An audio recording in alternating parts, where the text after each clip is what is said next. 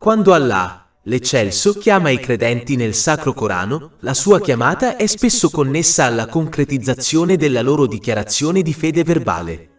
Questo perché una dichiarazione di fede verbale senza azioni ha ben poco valore nell'Islam. Le azioni sono la prova e l'evidenza che si è tenuti a ottenere per ottenere ricompensa e misericordia in entrambi i mondi. Proprio come un albero da frutto è utile solo quando produce frutti, allo stesso modo la fede è utile solo quando produce buone azioni.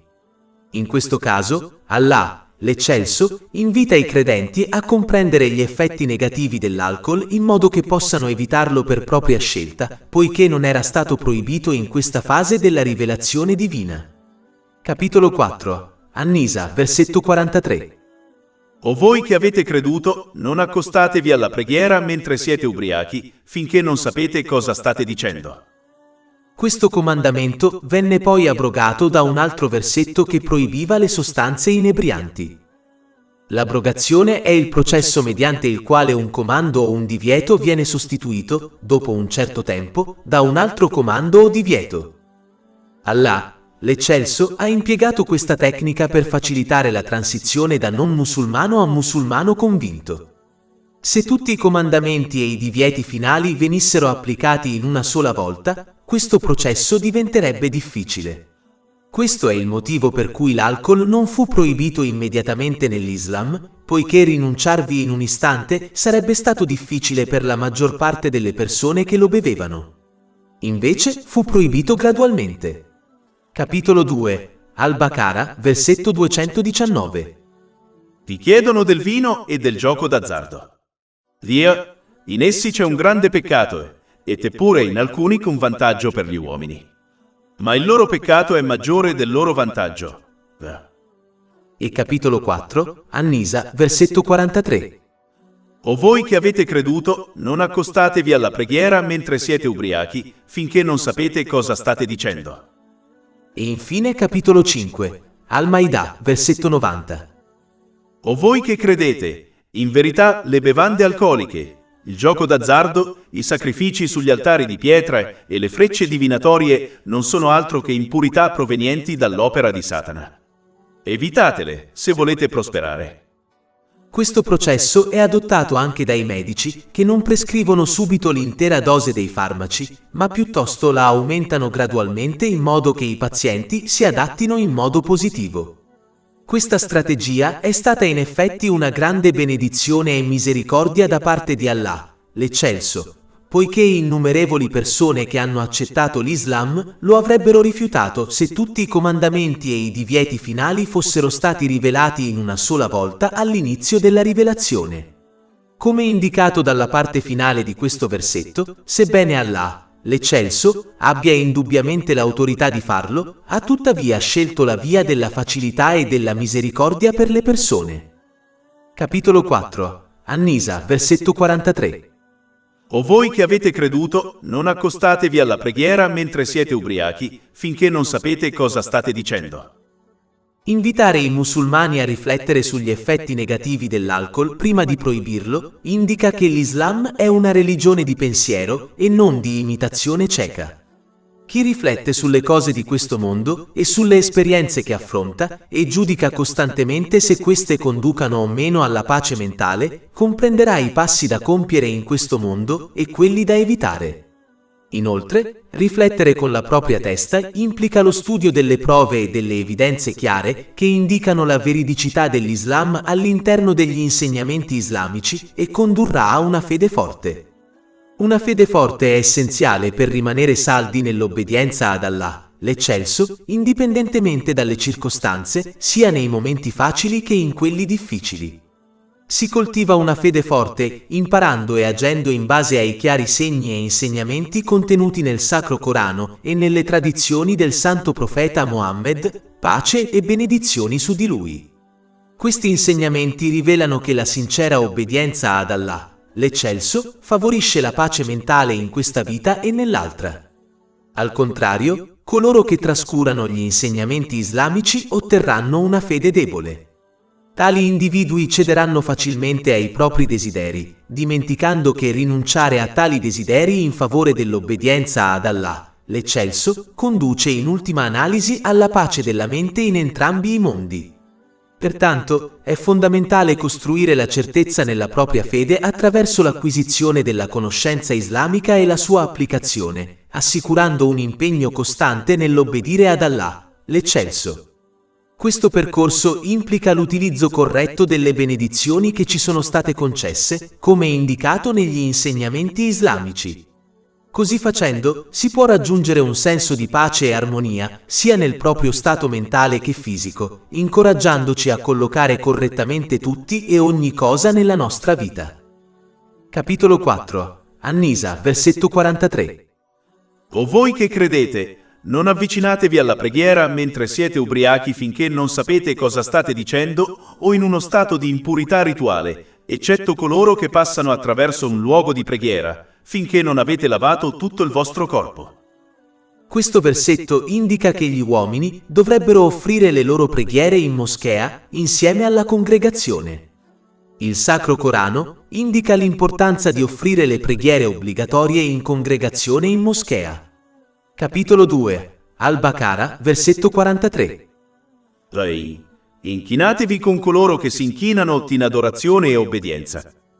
Grazie agli insegnamenti di questo versetto e agli hadith del santo profeta Muhammad, pace e benedizioni su di lui, molti stimati studiosi hanno ritenuto la preghiera collettiva obbligatoria per gli uomini musulmani. Ad esempio, un hadith riportato nella Sanan Abu Doad, numero 550, avverte che i musulmani che trascurano le loro preghiere obbligatorie in congregazione nella moschea sono considerati ipocriti dai compagni, che Allah sia soddisfatto di loro.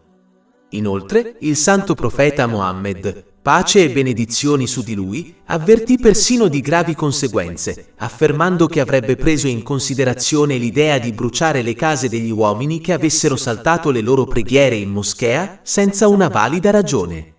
Ciò è corroborato da un hadith trovato nel Sahih Muslim, numero 1482. È quindi essenziale che coloro che sono in grado di adempiere a questo importante obbligo lo facciano e non si illudano pensando che compiere altre buone azioni, come aiutare nelle faccende domestiche, sia un sostituto. Sebbene sostenere la famiglia sia effettivamente favorito, come indicato in un hadith presente nel Sahih Bukhari, numero 676, è fondamentale mantenere la corretta priorità delle tradizioni del santo profeta Muhammad, pace e benedizioni su di lui, e non alterarne l'importanza in base ai desideri personali. Chi lo fa si allontana dai suoi insegnamenti e segue semplicemente le proprie inclinazioni, anche in mezzo a atti di rettitudine. È interessante notare che lo stesso hadith citato in precedenza sottolinea che, al giungere del momento della preghiera obbligatoria, il santo profeta Muhammad, pace e benedizioni su di lui, si recava immediatamente in moschea. Capitolo 4. An-Nisa, versetto 43. E se siete malati, o siete in viaggio, o uno di voi torna dal luogo di espletamento dei propri bisogni, o avete avuto rapporti sessuali con donne. Una delle cose che si noterà studiando il Sacro Corano e le tradizioni del santo profeta Muhammad, pace e benedizioni su di lui, è che gli aspetti espliciti non vengono discussi direttamente, ma piuttosto accennati indirettamente per modestia.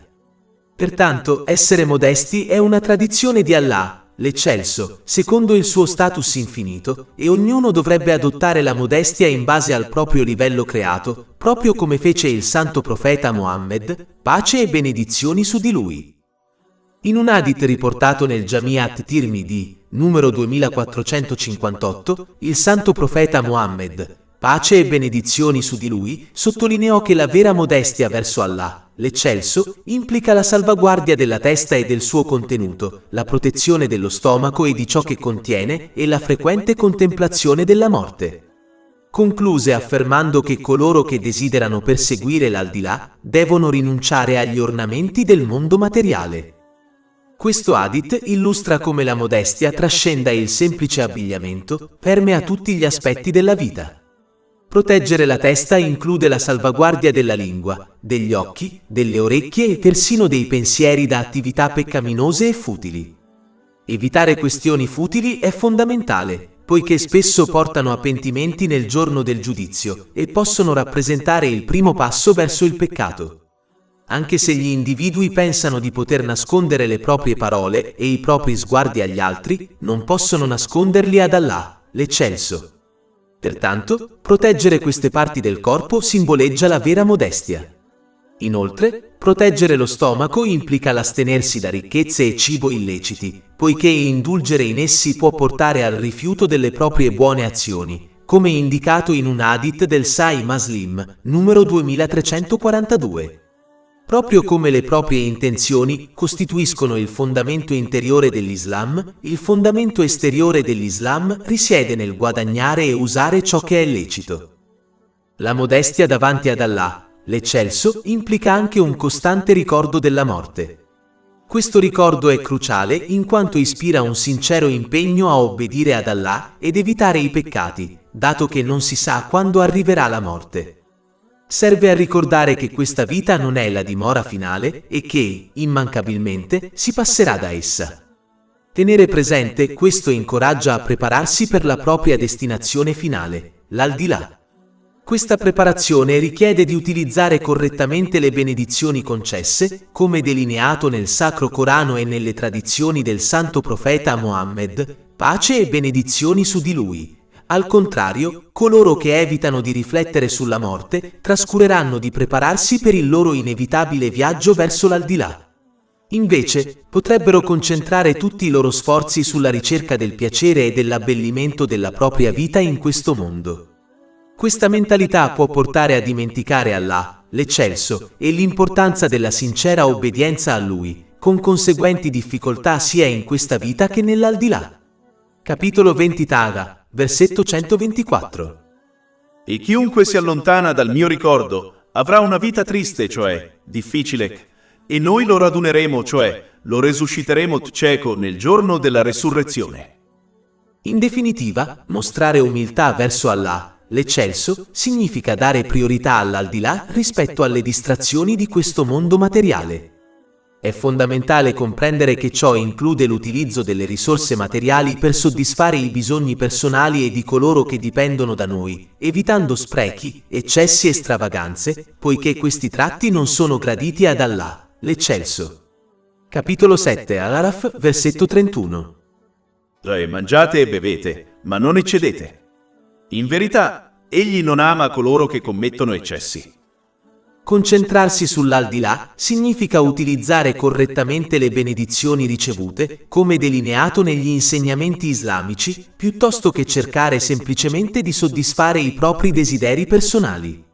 Chi adotta questo approccio sperimenterà vera pace e successo, sia in questa vita che nell'aldilà, raggiungendo uno stato mentale e fisico equilibrato e collocando correttamente ogni cosa e ogni persona nella propria vita. Capitolo 16 An-Nahl, versetto 97. Chiunque compia il bene, uomo o donna, mentre è credente, certamente gli faremo vivere una bella vita e certamente daremo loro la ricompensa nell'aldilà in base alle loro migliori azioni. Come di consueto, Allah, l'Eccelso, concede concessioni a coloro che non sono in grado di adempiere ai propri doveri obbligatori, poiché l'Islam è una religione e uno stile di vita su misura per la natura umana e pertanto ne rispetta i limiti e le debolezze. Capitolo 4 An-Nisa, versetto 43. E se siete malati o siete in viaggio o uno di voi torna dal luogo dei propri bisogni o avete avuto rapporti sessuali con donne, cioè avete avuto rapporti sessuali e non trovate acqua, allora cercate della terra pulita e asciugatevi il viso e le mani con essa. Grazie a queste concessioni, ogni persona ha la capacità di adempiere ai propri doveri obbligatori e persino di superare con successo qualsiasi prova a cui sia sottoposta in questo mondo. Capitolo 2 Al-Baqara, versetto 286. Allah non impone ad un'anima alcun obbligo se non entro i limiti della sua capacità. Pertanto, le persone non hanno scuse se non obbediscono sinceramente ad Allah, l'Eccelso. Bisogna abbandonare l'atteggiamento pigro di affermare di fare del proprio meglio quando è chiaro che non lo stanno facendo. Se lo facessero, porterebbero senza dubbio a termine con successo tutto ciò che ci si aspetta da loro. Pertanto, una persona deve adottare il giusto atteggiamento, poiché sarà ritenuta responsabile in entrambi i mondi e non saranno accettate scuse da parte sua. Poiché non si richiede la perfezione alle persone, sia che agiscano in base a concessioni religiose o che si pentano sinceramente dopo aver mancato al proprio dovere, la porta del perdono è sempre aperta, fino al momento della morte. Capitolo 4. An-Nisa, versetto 43. In verità Allah è indulgente e perdonatore. Il pentimento sincero implica il sentirsi in colpa, il cercare il perdono di Allah, l'eccelso, e di chiunque abbia subito un torto, purché ciò non porti a ulteriori problemi. Bisogna promettere sinceramente di non commettere più lo stesso peccato o uno simile, e di risarcire qualsiasi diritto violato nei confronti di Allah, l'eccelso, e delle persone. Bisogna continuare a obbedire sinceramente ad Allah, l'eccelso, utilizzando correttamente le benedizioni che Egli ha concesso loro, come delineato negli insegnamenti islamici. Dopo aver spiegato un aspetto del codice di condotta divino concesso all'umanità, che conduce alla pace interiore in entrambi i mondi, Allah, l'eccelso, avverte le persone di non lasciarsi ingannare seguendo codici di condotta creati dall'uomo, che portano solo a disorientamento, stress, problemi e difficoltà in entrambi i mondi. Capitolo 4. An-Nisa, versetto 44. Non hai visto coloro ai quali è stata data una parte della scrittura comprare l'errore in cambio di esso e desiderare che tu perdessi la via? Alcuni studiosi del popolo del libro abbandonarono il codice di condotta divino che era stato loro concesso e intenzionalmente interpretarono male e modificarono i loro insegnamenti divini, creando così un proprio codice di condotta al solo scopo di ottenere vantaggi materiali come la leadership e la ricchezza. Poiché erano interessati solo a soddisfare i loro desideri terreni, come gli animali, incoraggiarono gli altri a fare lo stesso, in modo da non essere criticati per il loro comportamento, poiché tutti si comportano allo stesso modo. Capitolo 4. An-Nisa, versetto 44. Non avete visto coloro ai quali è stata data una parte della scrittura comprare l'errore in cambio di essa? Sebbene non possa essere modificato, il Sacro Corano può essere mal interpretato per ottenere beni terreni, come la leadership e la ricchezza. Bisogna evitare di seguire le orme degli studiosi del popolo del libro, poiché ciò porta solo guai in entrambi i mondi. Le stesse cose terrene che si ottengono in questo modo diventeranno fonte di stress, problemi e miseria per loro in entrambi i mondi.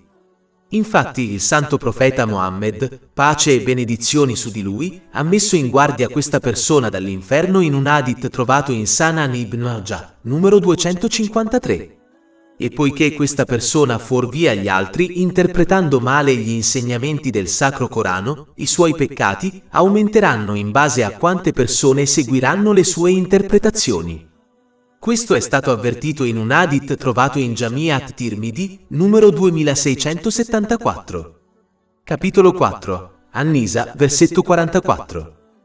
E desiderando di perderti. Si può evitare di essere fuorviati dagli altri, evitando di imitarli ciecamente. Bisogna invece sforzarsi di valutare ogni situazione in base alla conoscenza e alle prove, prima di decidere se agire o meno. Allah, l'eccelso, ha concesso agli uomini buon senso e intelligenza per questo motivo.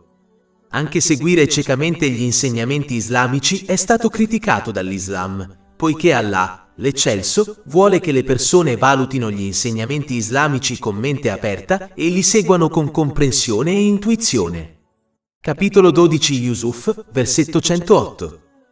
Di, questa è la mia via, invito Allah con discernimento io e coloro che mi seguono.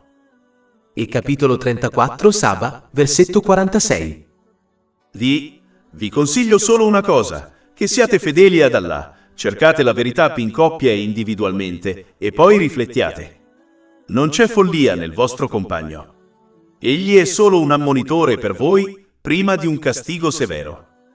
Pertanto, bisogna evitare di imitare ciecamente gli altri, anche se è opinione comune, e usare invece il buon senso e l'intelletto per valutare ogni situazione in base alla conoscenza e alle prove, prima di prendere una decisione. Chi si comporta in questo modo ha maggiori probabilità di prendere le decisioni giuste sia in ambito religioso che mondano. Inoltre, l'Islam incoraggia gli individui a padroneggiare i propri desideri e a utilizzare correttamente le benedizioni ricevute, come delineato negli insegnamenti islamici. Questa guida mira a promuovere la pace mentale sia in questa vita che nell'aldilà. Di conseguenza, coloro che danno priorità alla ricerca dei piaceri mondani spesso criticano i musulmani che si sforzano di obbedire ad Allah, l'Eccelso. Capitolo 4. An-Nisa, versetto 44. E desiderando di perderti. Quando qualcuno sceglie un percorso diverso da quello di chi lo circonda, può provare insicurezza riguardo alle proprie scelte di vita.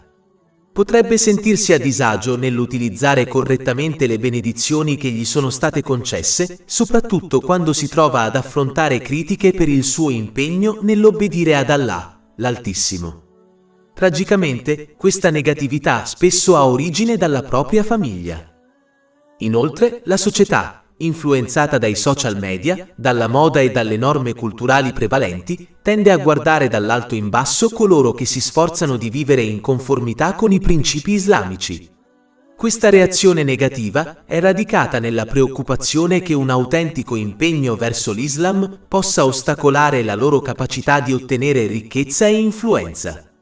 I settori che l'Islam critica, come l'industria degli alcolici e dell'intrattenimento, lavorano attivamente per dissuadere le persone dall'abbracciare l'Islam e scoraggiare i musulmani dall'aderire alla loro fede. Questa è una delle ragioni principali della dilagante rappresentazione negativa dell'Islam su diverse piattaforme. In definitiva, quando qualcuno si impegna negli insegnamenti islamici che promuovono l'autocontrollo e il corretto utilizzo delle benedizioni ricevute, coloro che preferiscono perseguire desideri incontrollati possono sentirsi minacciati. Questo può portare a un tentativo di dissuadere gli altri dall'abbracciare l'Islam o dal praticarne i principi, puntando invece a promuovere uno stile di vita più edonistico. Aspetti specifici dell'Islam, come il codice di abbigliamento per le donne, sono spesso oggetto di critica. È facile capire che le loro obiezioni derivano da una questione più profonda, con il messaggio di autodisciplina dell'Islam. Ad esempio, prendono di mira il codice di abbigliamento islamico ignorando normative simili in professioni come le forze dell'ordine, l'esercito, la sanità e l'istruzione. Questa critica selettiva rivela una debolezza nelle loro argomentazioni. In realtà, è il contrasto tra i valori islamici e le loro scelte di vita che li mette a disagio, spingendoli a offrire critiche ingiustificate all'Islam. Capitolo 4. An-Nisa, versetto 44. E desiderando di perderti. Poiché Allah, l'Eccelso, solo conosce ogni cosa, compresi i trucchi dei nemici dell'Islam, egli fornisce la chiave per la retta guida e per evitare di essere fuorviati dagli altri. Capitolo 4. An-Nisa, versetto 44. E Allah conosce bene i vostri nemici. Allah è sufficiente come alleato ed è sufficiente come soccorritore. La protezione divina dalla sviamento sarà concessa solo a chi obbedisce sinceramente ad Allah, l'Eccelso. Ciò implica l'uso corretto delle benedizioni ricevute, come delineato negli insegnamenti islamici. Ciò garantirà loro di raggiungere uno stato mentale e fisico equilibrato e di collocare correttamente ogni cosa e ogni persona nella loro vita, preparandosi adeguatamente alla loro responsabilità nel giorno del giudizio. Questo comportamento porterà quindi alla pace della mente in entrambi i mondi. Capitolo 16. An-Nahl, versetto 97. Chiunque compia il bene, uomo o donna, mentre è credente, certamente gli faremo vivere una bella vita e certamente daremo loro la ricompensa nell'aldilà in base alle loro migliori azioni. D'altra parte, chi persiste nel disobbedire ad Allah, l'Eccelso, abusando delle benedizioni che gli sono state concesse, non riceverà protezione divina dalla sviamento. Al contrario, otterrà uno stato mentale e fisico squilibrato, perderà tutto e tutti nella sua vita e non riuscirà a prepararsi adeguatamente alla responsabilità nel giorno del giudizio. Il suo atteggiamento porterà quindi a stress, problemi e difficoltà in entrambi i mondi, anche se gode dei lussi mondani. Capitolo 9. At-Toba, versetto 82. Lasciateli dunque ridere un po' e poi piangere molto, come ricompensa per ciò che hanno guadagnato. E capitolo 20 Tala, versetti 124-126. E chiunque si allontana dal mio ricordo avrà una vita triste, cioè difficile, e lo raduneremo, cioè lo risusciteremo cieco nel giorno della resurrezione. Egli dirà: mio Signore, perché mi hai risuscitato cieco mentre che una volta che vedevo? Allah dirà: così vi giunsero i nostri segni e li dimenticaste, cioè li ignoraste, e così sarete dimenticati oggi. È essenziale che gli individui abbraccino e agiscano in modo genuino, secondo gli insegnamenti islamici, anche quando questi possono scontrarsi con i desideri personali. Proprio come un paziente saggio segue i consigli del proprio medico per il bene della propria salute, anche quando si tratta di medicine sgradevoli e di una dieta rigorosa, così anche ognuno dovrebbe aderire ai principi dell'Islam. L'impegno del paziente saggio porta a un migliore benessere mentale e fisico. Allo stesso modo, coloro che abbracciano gli insegnamenti islamici trarranno profondi benefici dal loro stato mentale e fisico. Questo perché Allah, l'Eccelso, possiede la saggezza suprema per aiutare gli individui a raggiungere la pace sia nella mente che nel corpo, nonché a posizionare ogni cosa e ogni persona correttamente nella loro vita. Sebbene la società abbia compiuto passi da gigante nella comprensione della natura umana attraverso la ricerca, la sua conoscenza è carente nell'affrontare ogni sfida che si possa incontrare. Le intuizioni umane non possono proteggere da ogni tipo di stress o aiutarli a organizzare correttamente ogni cosa e ogni persona nella loro vita, a causa di limiti e pregiudizi intrinseci. Allah, l'Eccelso, solo detiene la conoscenza completa necessaria per questo, che ha rivelato all'umanità attraverso il Sacro Corano e le tradizioni del profeta Mohammed, pace e benedizioni su di lui. Il contrasto tra coloro che utilizzano correttamente le benedizioni ricevute secondo gli insegnamenti islamici e coloro che non lo fanno è evidente per chi osserva gli altri con una mente aperta e imparziale. Molti pazienti si fidano dei loro medici senza comprendere appieno la scienza alla base dei loro trattamenti. Al contrario, Allah, l'Eccelso, incoraggia la riflessione sugli insegnamenti dell'Islam affinché si possa realmente riconoscerne l'influenza positiva. Invece di esigere una fede cieca, egli invita gli individui ad apprezzare la veridicità di questi insegnamenti attraverso prove chiare. Tuttavia, questo percorso richiede una mente aperta e una prospettiva imparziale quando si esplorano i principi dell'Islam. Capitolo 12 Yusuf, versetto 108. Questa è la mia via, invito ad Allah con discernimento io e coloro che mi seguono. Inoltre, poiché Allah, l'Eccelso, è l'unico a controllare i cuori spirituali delle persone, dimora della pace mentale, egli solo decide chi la ottiene e chi no. Capitolo 53, An-Naim, versetto 43. E che è lui che fa ridere e piangere. Ed è chiaro che Allah, l'Eccelso, darà pace solo a coloro che usano correttamente le benedizioni che egli ha loro concesso. Capitolo 4, An-Nisa, versetto 45. E Allah conosce bene i vostri nemici. Allah è sufficiente come alleato ed è sufficiente come soccorritore. Allah, l'Eccelso, ammonisce poi i musulmani a non seguire le orme delle genti del libro che intenzionalmente hanno scambiato la loro fede con la miscredenza. Si sono comportati in questo modo perché volevano abusare delle benedizioni che erano state loro concesse e si preoccupavano solo di ottenere beni terreni, come la leadership e la ricchezza. Capitolo 4, An-Nisa, versetto 46. Tra gli ebrei ci sono quelli che... La prima cosa da notare è che questo versetto chiarisce che non tutti i personaggi del libro si comportarono in questo modo. Molti di loro obbedirono sinceramente ad Allah, l'Eccelso, il che implica usare le benedizioni ricevute in modi a lui graditi, come delineato negli insegnamenti divini. Questo indica l'importanza di non giudicare un intero gruppo in base alle azioni di alcuni membri di quel gruppo, poiché ciò porta spesso a discriminazioni, come il razzismo. Capitolo 4, An-Nisa, versetto 46. Tra gli ebrei ci sono coloro che distorcono le parole dal loro uso corretto. Ciò implica l'interpretazione intenzionale e errata degli insegnamenti divini per ottenere vantaggi mondani, come la leadership e la ricchezza. Capitolo 4, Annisa, versetto 46.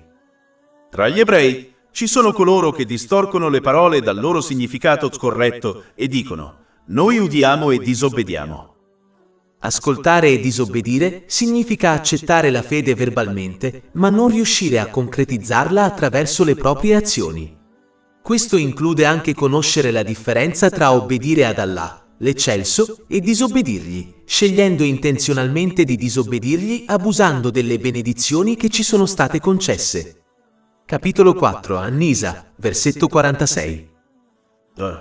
Coloro che distorcono le parole dal loro significato corretto e dicono: ascoltiamo e disobbediamo, e ascoltate ma non siate ascoltati, e Raina, torcendo le loro lingue. Alcuni studiosi del popolo del libro distorcevano intenzionalmente le parole per criticare apertamente il santo profeta Mohammed, pace e benedizioni su di lui, sostenendo che le loro parole fossero innocenti. Inoltre, il loro comportamento travisava gli insegnamenti divini ricevuti e, di conseguenza, scoraggiavano molte persone dall'obbedire ad Allah, l'Altissimo, poiché rappresentavano una religione ingiusta e ingiusta. Capitolo 4, Annisa, versetto 46. Coloro che distorcono le parole dal loro significato corretto e dicono: ascoltiamo e disobbediamo, e ascoltate ma non siate ascoltati, e Raina, torcendo la lingua e diffamando la religione. Allah, l'Eccelso, avverte poi i musulmani di non seguire le loro orme e di adottare invece l'atteggiamento corretto affinché raggiungano la pace interiore in entrambi i mondi. Capitolo 4, Annisa, versetto 46. E se avessero detto che invece ascoltiamo e obbediamo? Ciò chiarisce che una dichiarazione verbale di fede non ha valore finché non è supportata da atti concreti di obbedienza. Questa obbedienza implica l'uso corretto delle benedizioni ricevute, come delineato negli insegnamenti islamici. Inoltre, questo versetto indica l'importanza di ascoltare correttamente la conoscenza divina, in modo che essa conduca ad atti concreti di obbedienza. Ascoltare correttamente implica la concentrazione durante l'apprendimento della conoscenza islamica, in modo che le informazioni siano ascoltate e comprese. È necessario riflettere sulla conoscenza e apprezzare il suo collegamento con le azioni passate. È necessario riflettere su come attualizzare in futuro la conoscenza discussa e applicarla sinceramente nella propria vita. Capitolo 4, Annisa, versetto 46. E se avessero detto che invece ascoltiamo e obbediamo, e aspettate che noi comprendiamo, sarebbe stato meglio per loro e più opportuno. Chi non segue questi passi non ha ascoltato correttamente gli insegnamenti divini e pertanto non li metterà in pratica nella propria vita. Non ascoltare correttamente la conoscenza islamica è una delle ragioni principali per cui i musulmani che hanno accesso alla conoscenza islamica, come le lezioni, non cambiano affatto il loro comportamento o le loro azioni, poiché credono erroneamente che il semplice ascolto della conoscenza islamica sia sufficiente per compiacere Allah, l'Altissimo, anche se non hanno l'intenzione di metterne in pratica gli insegnamenti nella propria vita. Allah, l'Eccelso, avverte che interpretare intenzionalmente in modo errato gli insegnamenti divini per ottenere guadagni terreni e non tradurre in pratica la propria dichiarazione di fede verbale può portare alla miscredenza. Capitolo 4, Annisa, versetto 46. Ma Allah li ha maledetti per la loro miscredenza. Questo perché chi persiste nel disobbedire ad Allah, l'Eccelso, abusando delle benedizioni che gli sono state concesse, avvelena la propria fede e di conseguenza può morire. Capitolo 4, Annisa, versetto 46. Ma Allah li ha maledetti per la loro miscredenza, e non credono se non per poco. È importante riconoscere che la fede è simile a una pianta che ha bisogno di cure e attenzioni per prosperare. Proprio come una pianta senza nutrimento, come la luce del sole, appassirà e morirà, la fede di una persona può indebolirsi e morire se non è attivamente sostenuta da atti di obbedienza. Questa è la perdita più grande. Capitolo 4, Annisa, versetto 46. Ma Allah li ha maledetti per la loro miscredenza, e non credono, eccetto pochi. I pochi potrebbero anche riferirsi alla manciata di persone tra gli studiosi del popolo del libro che hanno obbedito sinceramente ad Allah, l'Eccelso, prima dell'avvento dell'Islam e dopo averlo accettato, come Abdullah bin Salam, che Allah sia soddisfatto di lui. Allah, l'Eccelso, ammonisce poi la gente del libro a non seguire le orme dei loro sapienti fuorviati. Capitolo 4, An-Nisa, versetto 47. O voi a cui è stata data la scrittura, credete in ciò che abbiamo fatto scendere. Come discusso in precedenza, bisogna evitare di lasciarsi fuorviare dai predicatori, evitando di imitarli ciecamente. Bisogna evitare di comportarsi come bestie e usare invece il buon senso e l'intelletto di cui si è dotati per studiare le prove e le evidenze chiare discusse negli insegnamenti islamici, in modo da poter apprezzare personalmente la veridicità dell'Islam. Indipendentemente dalla fede professata, si dovrebbe studiare i propri insegnamenti religiosi per determinare se siano veri o meno, ed evitare di imitare ciecamente i propri studiosi e predicatori. Capitolo 12 Yusuf, versetto 108. Questa è la mia via, invito ad Allah con discernimento io e coloro che mi seguono. Poiché gli studiosi del popolo del libro erano esperti nelle scritture divine, conoscevano bene l'autore del Sacro Corano, Allah, l'Eccelso, e quindi ne riconoscevano facilmente le origini divine. Inoltre, poiché sia il Sacro Corano che il Santo Profeta Mohammed, pace e benedizioni su di lui, erano trattati nelle loro scritture divine, non vi era motivo per loro di rifiutare l'Islam. Capitolo 6 Al-Nam, versetto 20. Coloro ai quali abbiamo dato la scrittura la riconoscono il Sacro Corano, come riconoscono i loro propri figli. E capitolo 2, Al-Baqara, versetto 146. Coloro ai quali abbiamo dato la scrittura lo conoscono il profeta Mohammed, la pace sia su di lui, come conoscono i propri figli. E capitolo 4, An-Nisa, versetto 47. O voi a cui è stata data la scrittura, credete in ciò che abbiamo fatto scendere, a conferma di ciò che è già presso di voi. Inoltre, il Sacro Corano ha confermato gli insegnamenti non modificati e corretti delle precedenti scritture divine e ha corretto quelli modificati. Poiché il Santo Profeta Mohammed, pace e benedizioni su di lui, non studiò le precedenti scritture divine, cosa che né la gente del libro né i non musulmani della Mecca negarono, egli non poteva conoscere gli insegnamenti modificati o non modificati delle scritture divine, il che costituisce un'ulteriore prova delle origini divine del Sacro Corano.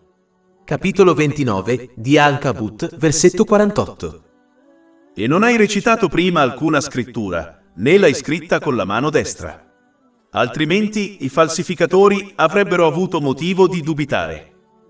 Allah, l'Eccelso, ha avvertito il popolo del libro che se avessero continuato a rifiutare e ignorare gli insegnamenti islamici, il loro comportamento avrebbe sigillato i loro cuori spirituali e, di conseguenza, non sarebbero stati in grado di riconoscere né di agire secondo la retta guida. Capitolo 4 An-Nisa, versetto 47.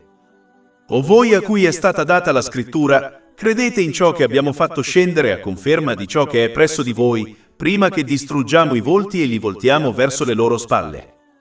Secondo un hadith riportato nella Sanan Ibn Majah, numero 4244, ogni volta che un individuo commette un peccato, un segno oscuro si imprime nel suo cuore spirituale. Con l'accumularsi dei peccati, questa oscurità avvolge il suo cuore spirituale, ostacolando la sua capacità di riconoscere e aderire alla vera guida in questa vita. Capitolo 83 Al-Mutafifin, versetto 14. No! Piuttosto, la macchia ha coperto i loro cuori di ciò che stavano guadagnando. Un gruppo di figli di Israele violò la santità del sabato, un giorno in cui, tra le altre cose, non era loro permesso cacciare per procurarsi il cibo. Iniziarono a usare mezzi ingannevoli per evitare di onorare il sabato, posizionando reti, corde e pozze d'acqua artificiali allo scopo di pescare prima del sabato. Quando il pesce arrivò in abbondanza il sabato, come al solito, rimasero intrappolati nelle corde e nelle reti per il resto del sabato. Durante la notte raccoglievano il pesce dopo la fine del sabato. A causa dei loro malvagi intrighi, Allah, l'Eccelso, li punì trasformandoli in scimmie. Allah, l'Eccelso, mette in guardia dal seguire le loro orme, poiché ciò porta solo ad adottare un comportamento simile a quello degli animali, con cui si cerca solo di soddisfare i propri desideri mondani abusando delle benedizioni che sono state concesse. Di conseguenza, queste persone animalesche non otterranno mai la pace della mente né in questo mondo né nell'altro, perché non saranno in grado di riconoscere l'importanza di obbedire ad Allah, l'Eccelso, e come ciò conduca alla pace della mente in entrambi i mondi. Capitolo 7, Al-Araf, versetto 163. E chiedete loro della città che era sul mare, quando trasgredirono il sabato, quando il pesce veniva loro offerto apertamente nel giorno del loro sabato, e quando non avevano sabato non venivano. Così li mettemmo alla prova, perché erano stati disobbedienti. E capitolo 4, An-Nisa, versetto 47. Oppure malediteli come abbiamo maledetto coloro che violano il sabato. È fondamentale comprendere che, poiché Allah, l'Eccelso, controlla ogni cosa, compresi i cuori spirituali delle persone, dimora della pace mentale, solo Lui decide chi la ottiene e chi no. Capitolo 53, An-Naim, versetto 43. E che è Lui che fa ridere e piangere. Pertanto, bisogna accettare la propria incapacità di sfuggire alle conseguenze delle proprie azioni e quindi obbedire sinceramente ad Allah, l'Eccelso, utilizzando correttamente le benedizioni concesse, come delineato negli insegnamenti islamici.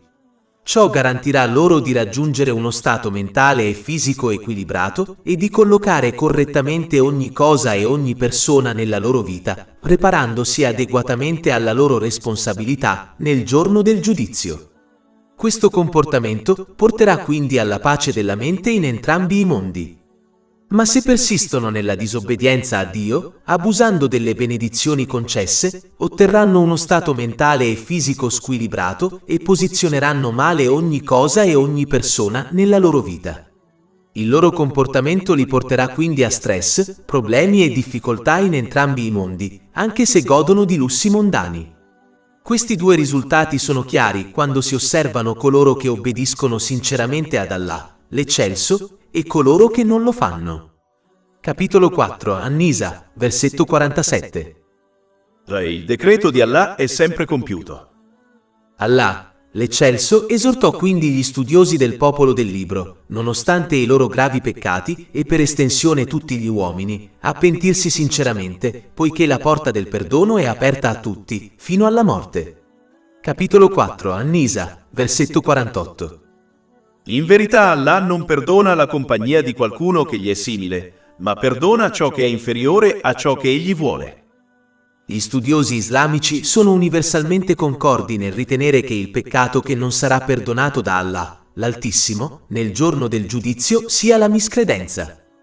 Viene perdonato in questo mondo quando ci si pente sinceramente e si accetta l'Islam, ma se si muore in stato di miscredenza non verrà perdonato nel giorno del giudizio. Invece, tutti gli altri peccati di cui non ci si è sinceramente pentiti possono essere perdonati da Allah, l'Altissimo, nel giorno del giudizio, se egli lo desidera. È importante notare che Allah, l'Altissimo, perdona facilmente chi viola i suoi diritti, ma non costringerà le persone a perdonarsi a vicenda.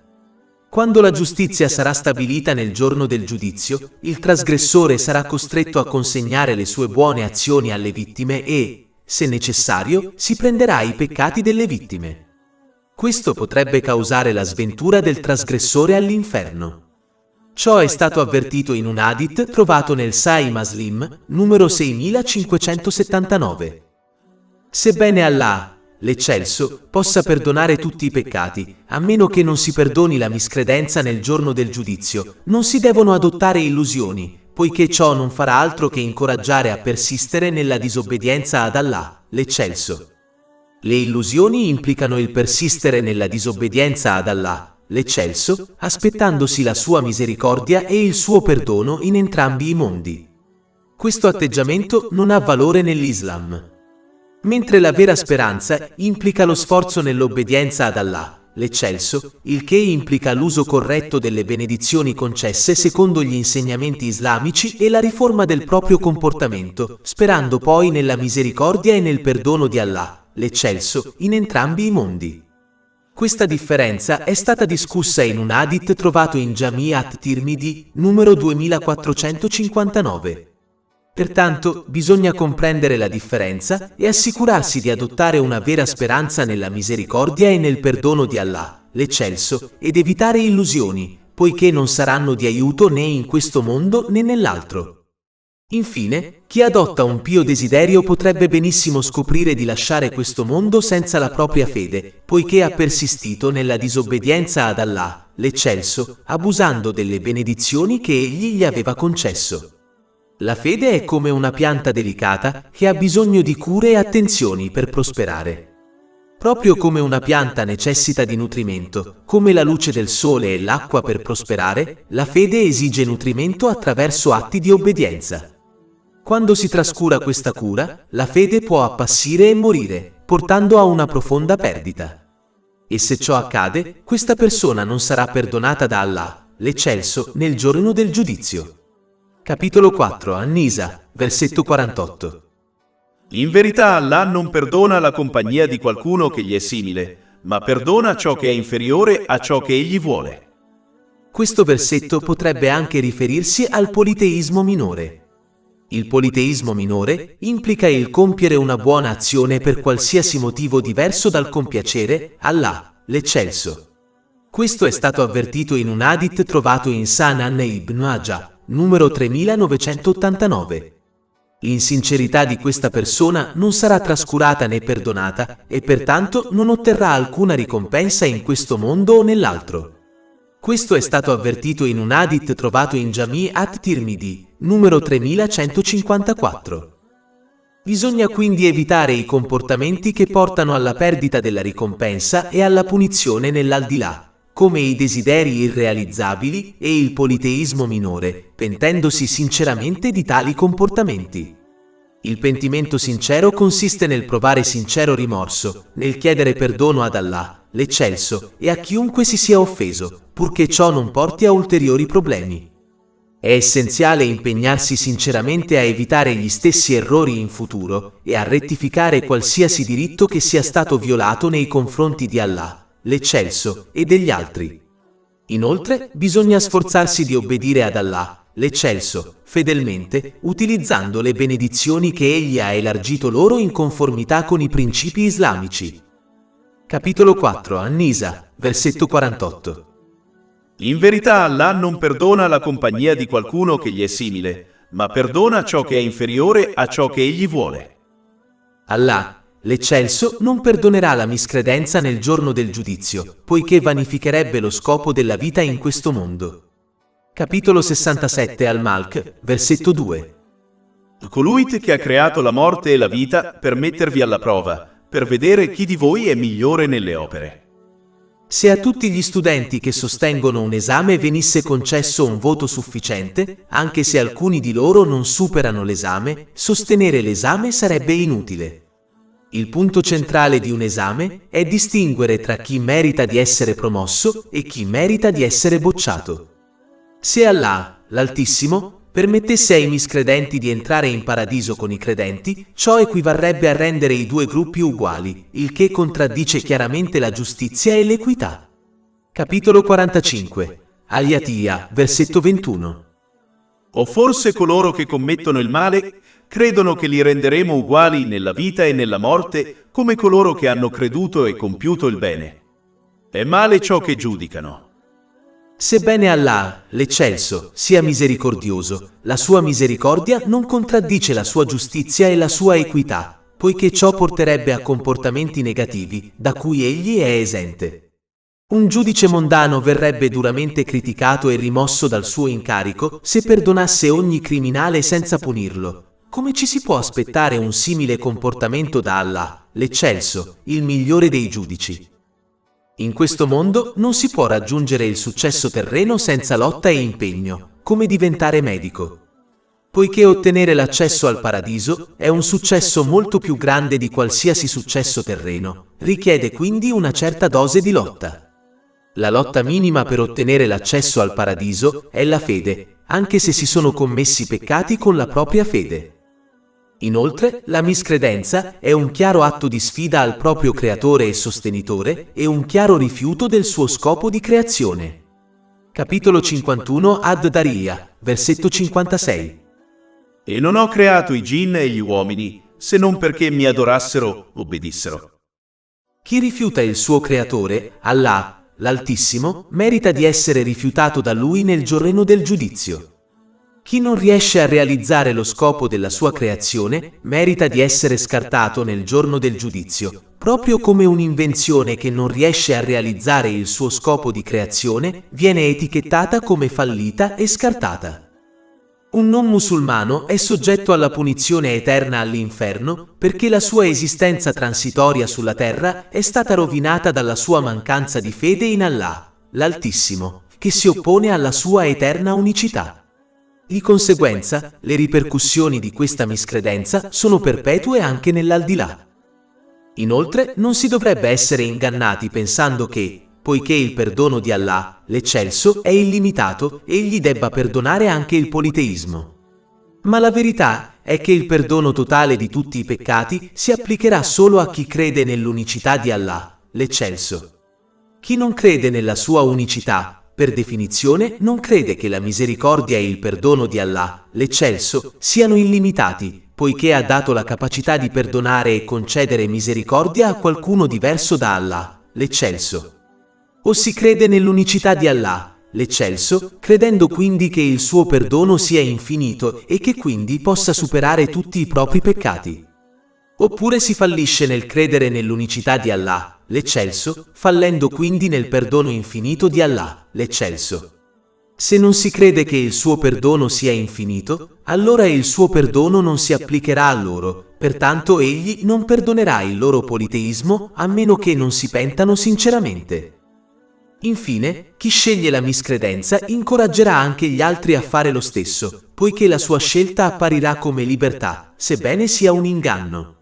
Questo perché la vera libertà conduce alla pace mentale e chi persiste nel disobbedire ad Allah, l'Eccelso, abusando delle benedizioni che gli sono state concesse, non raggiungerà la pace mentale. Al contrario, otterrà uno stato mentale e fisico squilibrato e metterà tutto e tutti fuori posto nella sua vita. Ciò porterà stress, problemi e difficoltà in entrambi i mondi, anche se potrà godere di alcuni lussi mondani. Ma poiché questo comportamento può essere mostrato al mondo come libertà, molte persone lo seguiranno. Di conseguenza, una persona che sceglie la miscredenza in Allah, l'Eccelso, influenzerà molti altri a scegliere a loro volta la miscredenza. Questa persona merita quindi il suo destino nell'aldilà. Capitolo 4 An-Nisa, versetto 48. E chi associa altri ad Allah ha certamente commesso un peccato tremendo. In definitiva, poiché l'intera creazione appartiene ed è sotto il completo controllo e la giurisdizione di Allah, l'Eccelso, una persona non ha altra scelta che conformarsi alle sue regole. Proprio come una persona andrà incontro a problemi se non rispetta le regole stabilite dal governo responsabile di un determinato paese, così andrà incontro a problemi in entrambi i mondi se non rispetta le regole del padrone dell'universo. Una persona può essere in grado di lasciare un paese se non è soddisfatta delle sue regole, ma non sarà in grado di fuggire in un luogo dove le regole e la giurisdizione di Allah, l'Eccelso, non si applicano. Una persona può essere in grado di cambiare le regole della propria società, ma non sarà mai in grado di cambiare le regole di Allah, l'Eccelso. Inoltre, proprio come una persona che possiede una casa decide le regole della casa, anche se altre persone si oppongono a queste regole, allo stesso modo l'universo appartiene ad Allah, l'Eccelso, e quindi solo Lui decide le regole di questo universo, che alle persone piacciono o no. Pertanto, ognuno deve rispettare queste regole per il proprio bene. Chi comprende questo fatto rispetterà le regole di Allah, l'Eccelso, e si impegnerà a obbedirgli, utilizzando le benedizioni che gli sono state concesse in modi a lui graditi, come delineato nel Sacro Corano e nelle tradizioni del Santo Profeta Mohammed, pace e benedizioni su di lui. Una persona può sforzarsi di apprendere la saggezza dietro i comandamenti e i divieti di Allah, l'eccelso, in modo da comprendere come essi siano di beneficio per sé e per la società in generale e come conducano alla pace della mente e del corpo in entrambi i mondi, oppure può adorare i propri desideri e rifiutare gli insegnamenti dell'Islam. Ma chi non rispetta le regole islamiche dovrebbe prepararsi ad affrontare le conseguenze della propria scelta in entrambi i mondi, e nessuna obiezione, protesta o lamentela lo salverà. Capitolo 18 Al-Kahf, versetto 29. E di, la verità proviene dal tuo Signore. Chi vuole creda e chi vuole neghi. In verità abbiamo preparato per gli ingiusti un fuoco le cui mura li avvolgeranno. E se chiederanno sollievo, saranno consolati con acqua come olio torbido, che scotta i loro volti. Brutta è la bevanda e cattivo è il luogo del riposo. Capitolo 4 An-Nisa, versetto 49. Non hai visto quelli? L'inizio di questo versetto indica l'importanza di evitare un atteggiamento egocentrico in cui si pensa solo alla propria vita e soprattutto ai propri problemi. Chi si comporta in questo modo non riuscirà a mettere a frutto gli insegnamenti tratti dalla storia generale, dalla propria storia personale e dalle condizioni delle persone che lo circondano. Imparare da queste cose è uno dei modi più efficaci per migliorare il proprio comportamento ed evitare che la storia si ripeta, raggiungendo così la pace interiore. Ad esempio, chi osserva i ricchi e i famosi abusare delle benedizioni che hanno ricevuto e come, di conseguenza, siano afflitti da stress, disturbi mentali, dipendenza da sostanze e tendenze suicide, pur vivendo momenti di divertimento e godendo dei lussi di questo mondo, insegnerà all'osservatore a non seguire le loro orme abusando delle benedizioni che hanno ricevuto e si convincerà che la pace interiore non risiede nel possedere molti beni terreni. Oppure, quando si osserva una persona malata, si dovrebbe incoraggiarla a mostrare gratitudine per la propria buona salute e a usarla correttamente prima di perderla.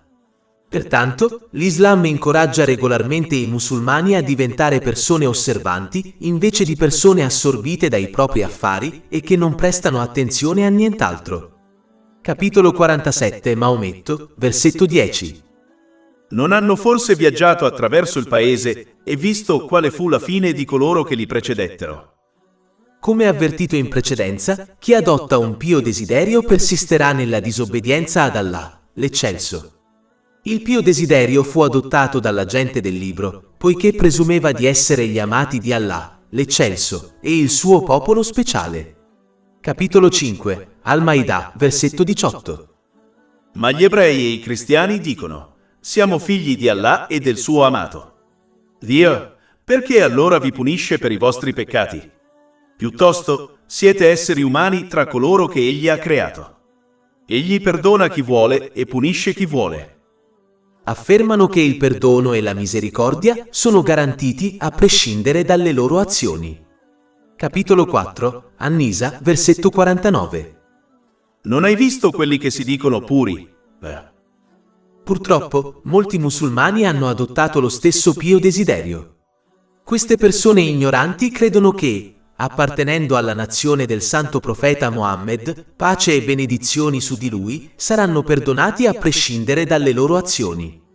Una persona ignorante che non impara e non agisce in base alla conoscenza islamica presumerà che la tradizione di Allah, l'Altissimo, verrà cambiata per loro, proprio come presumevano le genti del libro.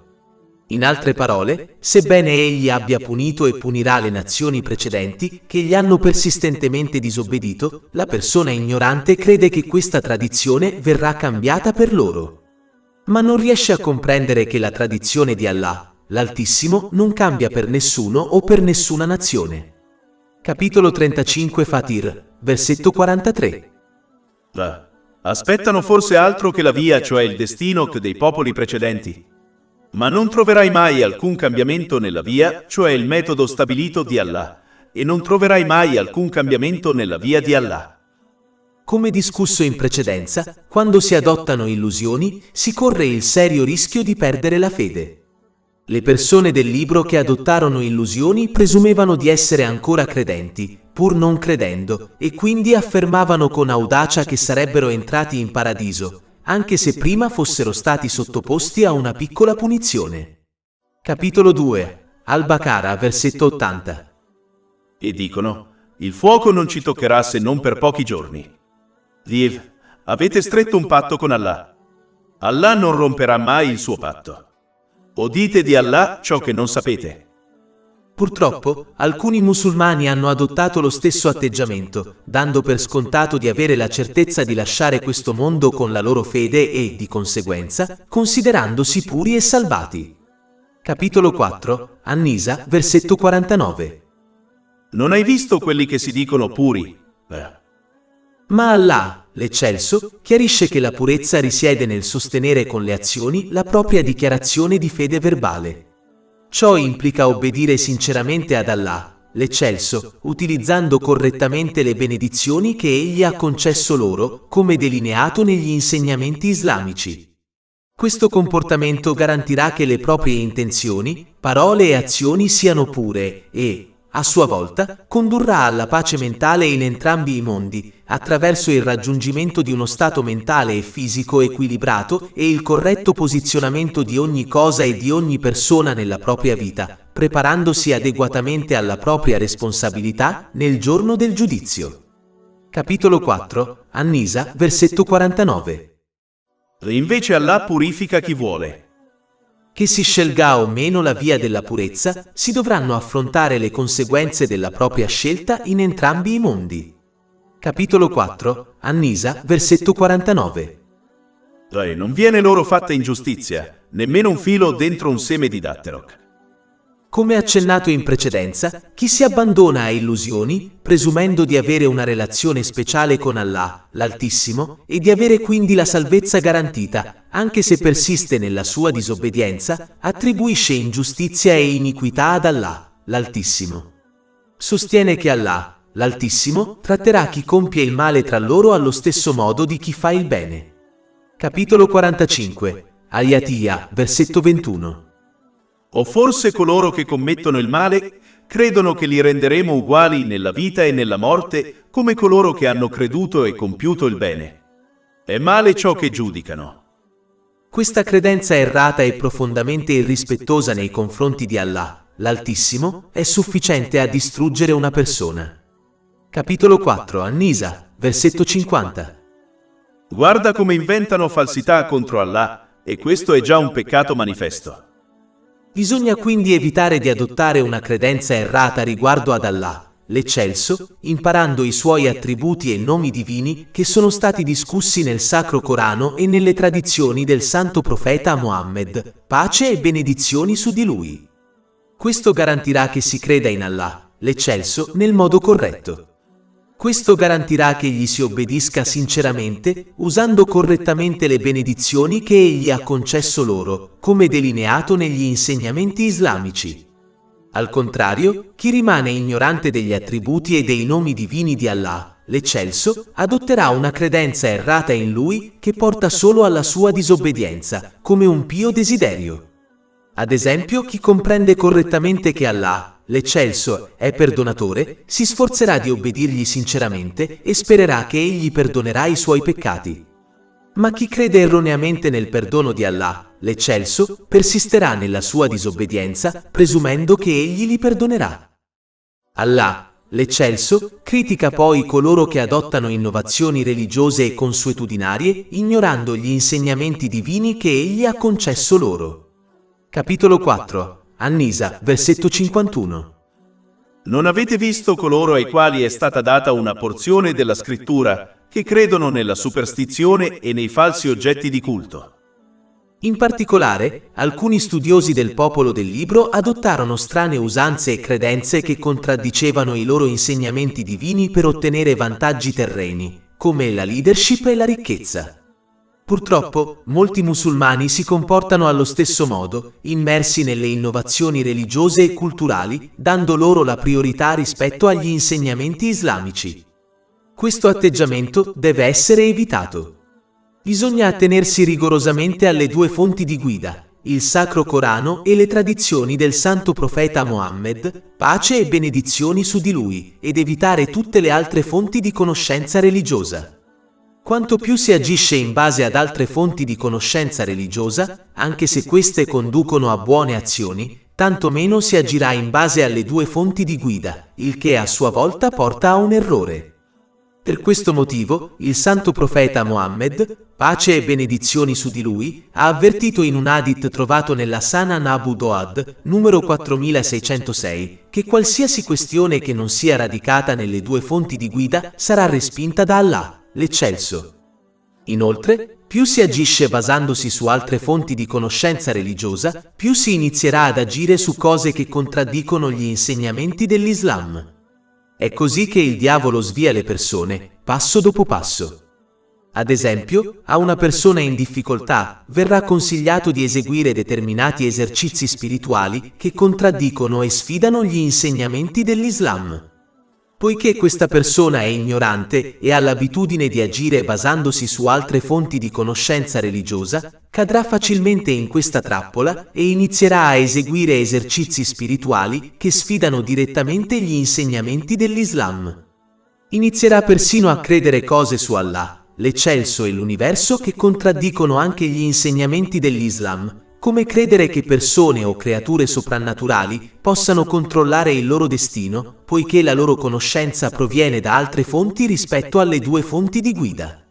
Alcune di queste pratiche e credenze errate sono palesemente miscredenti, come la pratica della magia nera. Capitolo 2. Al-Baqara, versetto 102.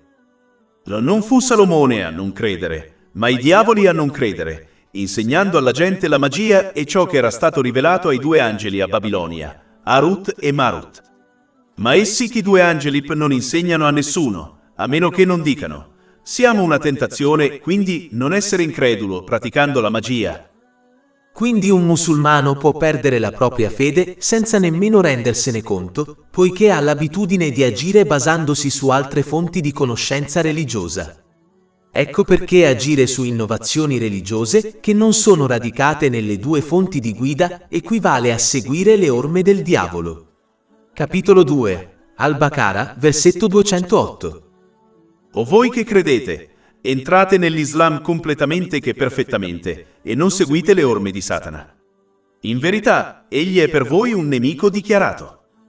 In generale, chi persiste nelle innovazioni religiose arriverà a un punto in cui presumerà di essere giustamente guidato e, di conseguenza, criticherà apertamente i musulmani che aderiscono rigorosamente agli insegnamenti delle due fonti di guida, il Sacro Corano e le tradizioni del santo profeta Mohammed, pace e benedizioni su di lui. Capitolo 4. An-Nisa, versetto 51. E di dei miscredenti. Sono meglio guidati dei credenti sulla via. Nel terzo anno dopo l'emigrazione del santo profeta Mohammed, pace e benedizioni su di lui, a Medina, un erudito ebreo e nemico aggressivo dell'Islam, Ka'b bin Ashraf, visitò la Mecca per incitare ulteriormente i suoi seguaci contro l'Islam. Un leader non musulmano della Mecca gli chiese chi fosse più giustamente guidato e favorito da Allah, l'Eccelso, gli idolatri della Mecca o il santo profeta Mohammed, pace e benedizioni su di lui e l'Islam. Ka'b rispose che gli idolatri della Mecca erano più giustamente guidati. Questa fu una risposta insensata, poiché, essendo uno studioso ebreo, sapeva bene che l'idolatria era ben lontana dalla retta guida. In questa occasione, Allah, l'Eccelso, rivelò il capitolo 4 di An-Nisa, versetto 51. Non hai visto coloro ai quali è stata data una parte della scrittura, che credono nella superstizione e nei falsi oggetti di culto e dicono dei miscredenti. Questi sono meglio guidati dei credenti sulla via. Questo argomento è stato trattato nella vita del profeta dell'Imam Ibn Kathir, volume 3, pagina 7. Questo evento mette in guardia dal compromettere la propria fede per il bene del mondo. I beni terreni che si ottengono attraverso questo comportamento, come la ricchezza, diventeranno fonte di stress, problemi e miseria, anche se questo non è ovvio per loro. Di conseguenza, non otterranno mai la pace interiore, anche se vivono momenti di svago e si procurano lussi terreni. Capitolo 9. At-Toba, versetto 82. Lasciateli dunque ridere un po' e poi piangere molto, come ricompensa per ciò che hanno guadagnato. E capitolo 20 Tala, versetti 124-126. E chiunque si allontana dal mio ricordo avrà una vita triste, cioè difficile, e lo raduneremo, cioè lo risusciteremo cieco nel giorno della resurrezione. Egli dirà: mio Signore, perché mi hai risuscitato cieco mentre che una volta che vedevo? Allah dirà: così vi giunsero i nostri segni e li dimenticaste, cioè li ignoraste, e così sarete dimenticati oggi. Inoltre, chi abusa intenzionalmente della conoscenza islamica è stato avvertito dell'inferno in un hadith presente nella Sunan Ibn Majah, numero 253. Inoltre, i seguenti versetti collegano questo atteggiamento alla miscredenza. Capitolo 3 Ale Imran, versetto 19. E coloro a cui fu data la scrittura non discordarono se non dopo che giunse loro la conoscenza, per gelosia reciproca. E chiunque non creda nei versetti di Allah. Questo perché quando si interpretano intenzionalmente male gli insegnamenti divini, si abusa delle benedizioni che sono state concesse. Questo comportamento avvelenerà la fede e potrebbe persino ucciderla senza che se ne renda conto. È importante capire che la fede è come una pianta che deve essere protetta dai peccati per sopravvivere. Proprio come una pianta che non è protetta da cose nocive muore, così può morire la fede di una persona se non evita di persistere nei peccati. Pertanto, è fondamentale che i musulmani evitino di interpretare intenzionalmente male gli insegnamenti divini per soddisfare i propri desideri mondani, poiché potrebbero lasciare questo mondo senza la loro fede. Questa è la perdita più grande, poiché questa persona sperimenterà stress, difficoltà e problemi in questo mondo e nell'altro. Capitolo 4, An-Nisa, versetto 52. Questi sono coloro che Allah ha maledetto, e per colui che Allah maledice, non troverai mai chi lo aiuti. Allah, l'Eccelso, critica poi coloro che intenzionalmente interpretano male la conoscenza divina per il bene del mondo, chiedendosi se siano immuni da punizione, in quanto hanno un certo controllo sull'universo e quindi possono comportarsi come desiderano. Capitolo 4, An-Nisa, versetto 53. Oppure hanno una quota di dominio. Allah, l'Eccelso, mette poi in luce la loro natura avida. Allah, l'Eccelso, sa che se fosse loro concesso il controllo dei suoi tesori, non concederebbero nulla alla gente per paura di perderli. Capitolo 4, An-Nisa, versetto 53. Allora se così fosse, non darebbero alla gente nemmeno la pagliuzza di un seme di dattero. In generale, l'avidità può portare una persona a trascurare la propria responsabilità di donare la carità obbligatoria, causando in ultima analisi la distruzione in questa vita e nell'altra. Un significativo hadith del Sahih Bukhari, numero 1403, illustra questa conseguenza avvertendo che coloro che trascurano di donare la loro carità obbligatoria incontreranno un grosso serpente velenoso nel giorno del giudizio, che li morderà ripetutamente come punizione per la loro negligenza. Capitolo 3 Ale Imran, versetto 180. E coloro che avidamente trattengono ciò che Allah ha concesso loro della sua grazia, non pensino che sia meglio per loro. Anzi, è peggio per loro. Il loro collo sarà cinto da ciò che avranno trattenuto nel giorno della resurrezione. Se l'avidità impedisce a una persona di fare la carità, ciò potrebbe non essere illecito, ma non è certamente qualcosa di cui andare fieri.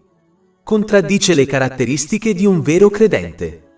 In sostanza, un individuo avaro si separa da Allah, l'Eccelso, dal paradiso e dagli altri, avvicinandosi all'inferno. Questo monito è ripreso in un hadith presente nel Jami' at-Tirmidhi, numero 1961. L'avidità può spingere una persona a utilizzare le benedizioni che le sono state concesse come tempo e ricchezza esclusivamente per un tornaconto personale.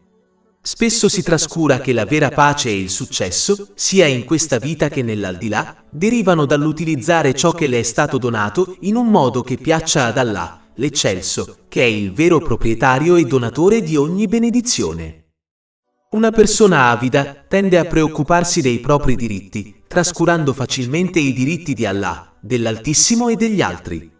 Questo atteggiamento può portare a stress e problemi in questa vita e nell'aldilà, poiché non riconoscerà mai pienamente i diritti di Allah e dei suoi simili, credendo che anche i propri diritti vengano ignorati dagli altri.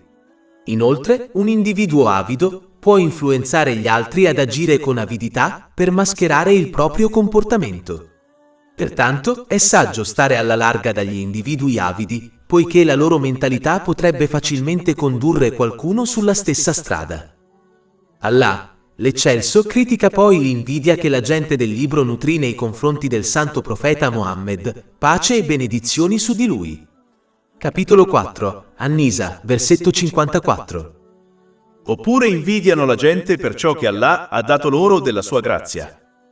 La gente del libro era gelosa del fatto che il santo profeta Mohammed, pace e benedizioni su di lui, fosse un discendente del santo profeta Ismaele, pace e benedizioni su di lui, invece di essere un discendente di suo fratello, il santo profeta Ishaq, pace e benedizioni su di lui, come lo erano loro.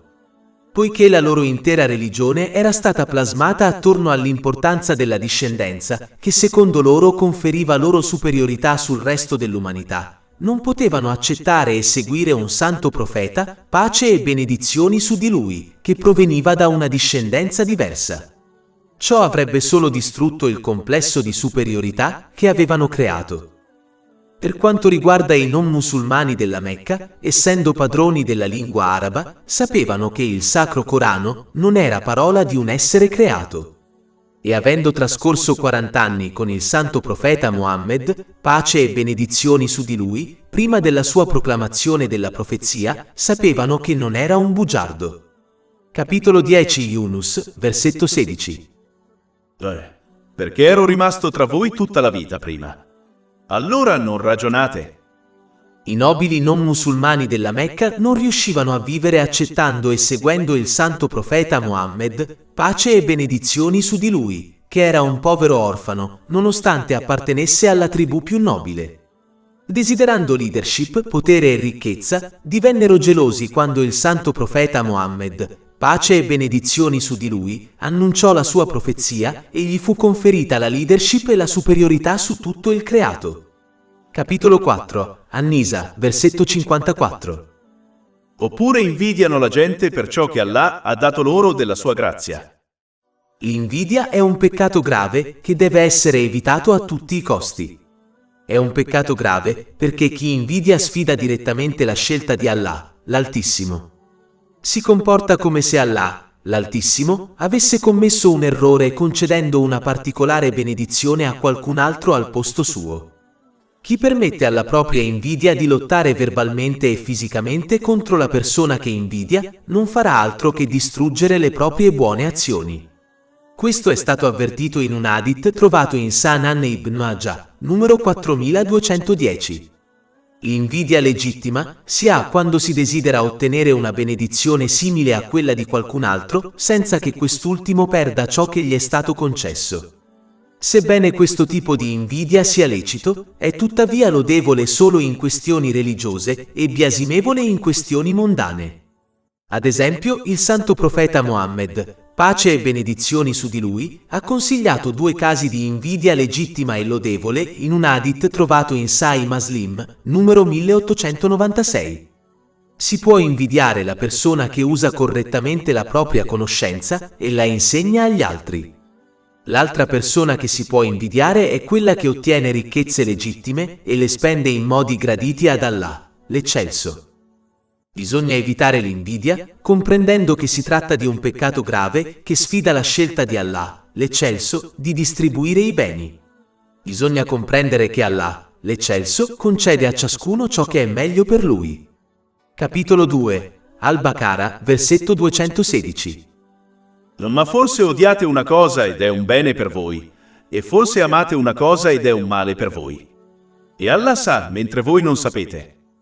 Pertanto, invece di invidiare gli altri, devono concentrarsi sull'uso delle benedizioni ricevute in modi graditi ad Allah, l'Eccelso, come delineato nel Sacro Corano e nelle tradizioni del santo profeta Mohammed, pace e benedizioni su di lui. Questo porterà a ulteriori benedizioni, pace mentale e successo in entrambi i mondi. Capitolo 14, Ibrahim, versetto 7. Se sei grato, sicuramente ti aumenterò in favore. E capitolo 16, An-Nahl, versetto 97. Chiunque compia il bene, uomo o donna, mentre è credente, certamente gli faremo vivere una bella vita e certamente daremo loro la ricompensa nell'aldilà in base alle loro migliori azioni. Mentre invidiare gli altri porterà solo a dimenticare di obbedire ad Allah, l'Eccelso, il che a sua volta porta a problemi in entrambi i mondi. Capitolo 20 Taga, versetti 124-126. E chiunque si allontana dal mio ricordo avrà una vita triste, cioè difficile, e lo raduneremo, cioè lo risusciteremo cieco nel giorno della resurrezione.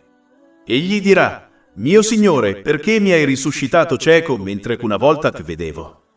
Allah dirà: così vi giunsero i nostri segni e li dimenticaste, cioè li ignoraste, e così sarete dimenticati oggi. Il musulmano invidiato deve rimanere paziente contro le azioni verbali e fisiche del suo invidioso e difendersi solo entro i limiti dell'Islam. La pazienza implica l'evitare di lamentarsi con le proprie parole e azioni e mantenere la propria sincera obbedienza ad Allah, l'Eccelso, il che implica utilizzare le benedizioni ricevute in modi a Lui graditi, come delineato nel Sacro Corano e nelle tradizioni del Santo Profeta Mohammed, pace e benedizioni su di lui. È così che si cerca rifugio in Allah, l'Eccelso, dal proprio invidioso. Capitolo 113, Al-Falaq, versetti 1 e 5. Cerco rifugio nel Signore dell'alba e dal male dell'invidioso quando invidia. Allah, l'Eccelso, li proteggerà quindi dagli effetti negativi del loro invidia, anche se questo non è ovvio per loro, poiché Allah, l'Eccelso, agisce secondo la sua infinita conoscenza e saggezza e non secondo il pensiero molto limitato delle persone. Allah, l'Eccelso, criticò poi la gente del libro per aver nutrito invidia nei confronti del santo profeta Mohammed, pace e benedizioni su di lui, in quanto ingiustificata. Allah, l'Eccelso, aveva già concesso al loro antenato, il santo profeta Ibrahim, pace e benedizioni su di lui, grandi benedizioni di cui erano eredi. Capitolo 4, An-Nisa, versetto 54. O forse invidiano la gente per ciò che Allah ha concesso loro della sua grazia. Eppure già avevamo dato alla famiglia di Abramo la scrittura e la saggezza, e avevamo conferito loro un regno immenso. Allah, l'Eccelso, ha concesso al popolo del libro la superiorità su tutte le altre nazioni attraverso gli insegnamenti e la guida divini, che ha concesso ai loro giusti antenati, tra cui innumerevoli santi profeti, la pace sia su di loro. Il Sacro Corano e le tradizioni del santo profeta Mohammed, la pace e le benedizioni su di lui, sono state le ultime e più grandi benedizioni concesse all'umanità attraverso la discendenza del loro antenato, il santo profeta Ibrahim, la pace sia su di lui. Di conseguenza, non avrebbero dovuto invidiare il santo profeta Mohammed, la pace e le benedizioni su di lui, ma piuttosto osservare l'Islam come fonte di onore per loro e per il resto dell'umanità. Capitolo 4, An-Nisa, versetto 54. Avevamo già dato alla famiglia di Abramo la scrittura e la sapienza, e avevamo conferito loro un grande regno. Allah, l'Eccelso, ha ricordato agli arabi e alla gente del libro a Medina che, nonostante il loro orgoglio di essere discendenti del santo profeta Ibrahim, pace e benedizioni su di lui, le vere benedizioni e la misericordia di Allah, l'Eccelso, sarebbero giunte a loro solo attraverso la sua autentica obbedienza. Questa obbedienza significava accettare e seguire sinceramente gli insegnamenti dell'Islam, riconoscendo la verità del santo profeta Mohammed, pace e benedizioni su di lui, e del Sacro Corano. Inoltre, questo versetto serve come un toccante promemoria per gli arabi non musulmani e per la gente del libro che, scegliendo di rifiutare l'innegabile verità dell'Islam, hanno rinunciato al diritto all'eredità del loro antenato, il santo profeta Ibrahim, pace e benedizioni su di lui.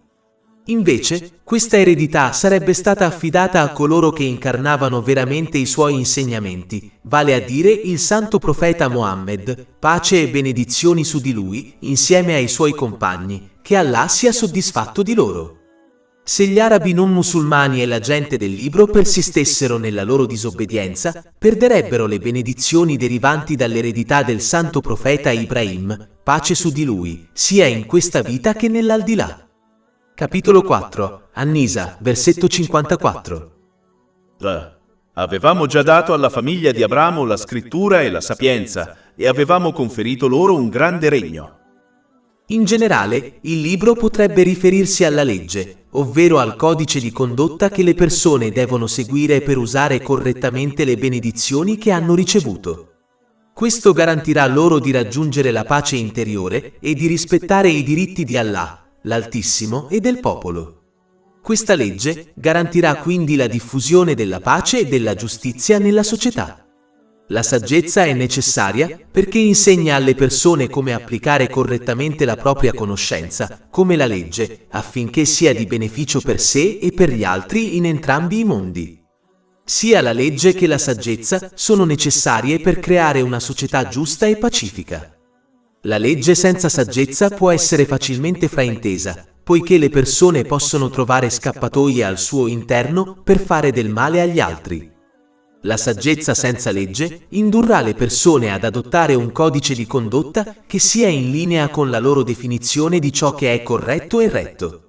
Come discusso in precedenza, tutti i codici di condotta creati dall'uomo non porteranno mai alla pace interiore a causa della mancanza di conoscenza, esperienza, lungimiranza e a causa di pregiudizi, intenzionali o meno. Pertanto, la saggezza senza la legge impedirà anche di raggiungere la pace della mente e impedirà la diffusione della pace e della giustizia all'interno della società, poiché le persone non riusciranno a rispettare i diritti degli altri. Allah, l'Eccelso, avverte poi le persone, passate e presenti, che ci sono solo due vie in questo mondo. La via dell'accettazione e dell'agire in base agli insegnamenti divini, che garantirà loro di usare correttamente le benedizioni che hanno concesso. Questo garantirà loro di raggiungere uno stato mentale e fisico equilibrato e di collocare correttamente ogni cosa e ogni persona nella loro vita, preparandosi adeguatamente alla loro responsabilità nel giorno del giudizio. Questo comportamento porterà quindi alla pace della mente in entrambi i mondi. Capitolo 16, An-Nahl, versetto 97. Chiunque compia il bene, uomo o donna, mentre è credente, certamente gli faremo vivere una bella vita e certamente daremo loro la ricompensa nell'aldilà in base alle loro migliori azioni. Il secondo sentiero consiste nel rifiutare e ignorare gli insegnamenti divini e, di conseguenza, nell'abusare delle benedizioni che ci sono state concesse. Questo porta solo a uno stato mentale e fisico squilibrato, porta a collocare male tutto e tutti nella propria vita e impedisce di prepararsi adeguatamente alla responsabilità nel giorno del giudizio. Questo sentiero porta quindi a stress, problemi e difficoltà in entrambi i mondi, anche se si gode di lussi mondani. Capitolo 9, At-Toba, versetto 82. Lasciateli dunque ridere un po' e poi piangere molto, come ricompensa per ciò che hanno guadagnato. E capitolo 20 Tala, versetti 124-126. E chiunque si allontana dal mio ricordo avrà una vita triste, cioè difficile, e lo raduneremo, cioè lo risusciteremo cieco nel giorno della resurrezione. Egli dirà: mio Signore, perché mi hai risuscitato cieco mentre una volta che vedevo? Allah dirà: così vi giunsero i nostri segni e li dimenticaste, cioè li ignoraste, e così sarete dimenticati oggi. E capitolo 4, An-Nisa, versetto 55. E alcuni tra loro ci credevano, e altri tra loro gli erano contrari. Qualunque sia il percorso scelto, quello della pace mentale o quello dello stress, si sarà ritenuti responsabili di ogni intenzione, parola e azione in entrambi i mondi. Capitolo 4, An-Nisa, versetto 55. E l'inferno è sufficiente come una fiamma. Bisogna quindi evitare di scegliere la via dello stress, abusando delle benedizioni che gli sono state concesse, poiché lo stress, i problemi e le difficoltà che affrontano in questo mondo sono solo una frazione della punizione che incontreranno nell'aldilà. Inoltre, come discusso in precedenza, il musulmano che persiste nel disobbedire ad Allah, l'Eccelso, abusando delle benedizioni che gli sono state concesse, corre anche il serio rischio di perdere la fede prima di lasciare questo mondo. È essenziale riconoscere che la fede assomiglia a una pianta che richiede cure attraverso atti di obbedienza per prosperare e durare. Proprio come una pianta privata della luce solare e delle cure, appassirà e morirà, così anche la fede di una persona può appassire e morire se non è sostenuta da atti di obbedienza. Questo porta alla perdita più grande. Capitolo 4, Annisa, versetto 56. In verità, coloro che non credono nei nostri segni li getteremo nel fuoco. Ogni volta che la loro pelle sarà completamente bruciata, la sostituiremo con altra pelle, affinché possano gustare il castigo. Poiché Allah, l'Altissimo, ha potere su ogni cosa, questa fine è inevitabile. E poiché Allah, l'Altissimo, conosce ogni cosa, sa chi merita questa fine e chi no. Capitolo 4, An-Nisa, versetto 56. In verità Allah è onnipotente e saggio. Mentre coloro che concretizzano la loro dichiarazione verbale di fede in Allah, l'Eccelso, utilizzando correttamente le benedizioni loro concesse, come delineato negli insegnamenti islamici, otterranno la pace della mente in questo mondo e questa sarà moltiplicata per loro a livelli inimmaginabili nell'aldilà. Capitolo 4, An-Nisa, versetto 57. Ma coloro che credono e compiono il bene, li faremo entrare nei giardini sotto i quali scorrono i fiumi, dove rimarranno in perpetuo. Poiché aderire all'obbedienza ad Allah, l'Eccelso, contraddice i desideri altrui, un musulmano scoprirà di perdere compagni in questo mondo a causa della sua obbedienza ad Allah, l'Eccelso. Ma dovrebbe rimanere saldo nell'obbedienza ad Allah, l'Eccelso, poiché ciò conduce alla pace mentale in entrambi i mondi e sarà compensato per la perdita di persone in questo mondo in favore di persone migliori e più pure nell'aldilà. Capitolo 4, An-Nisa, versetto 57. In verità, vi sono persone purificate, di natura simile, e noi le faremo entrare nell'ombra più profonda. Oltre 500 ebook, audiolibri, infografiche, podcast e blog gratuiti disponibili sul nostro sito web www.shaykhpod.com.